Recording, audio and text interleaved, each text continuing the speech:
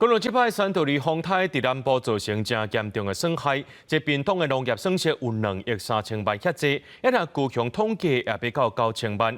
其中大社的做甲演奏的巴拉上严重，市长陈其迈是希望农业部会当全品项现金救助，让农民赶紧摕到现金。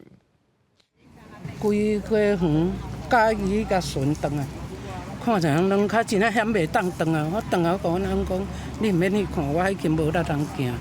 农民种2分地做啊树，伫咧山道时风台来的迄几工，做啊全部扫了了。资本砍伫咧做啊园的芒色，嘛剩骨架尔尔。农民透风落雨收倒来的芒啊，即马嘛拢无法度搁再使用。大社农民怨叹讲，一年干大收一摆，想袂到做啊拄则结果，煞拢全部害了了。我这种地差不多爱损失20万，一家差不多损失200万。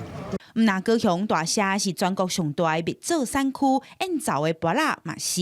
即摆风台造成做啊受灾200公顷，芭乐415公顷，损失计共5739万。演过旱路进前，演奏农会集会场应该有大量的芭乐准备出货，毋过目前干大村风台进前采收的少量的芭乐会当就市。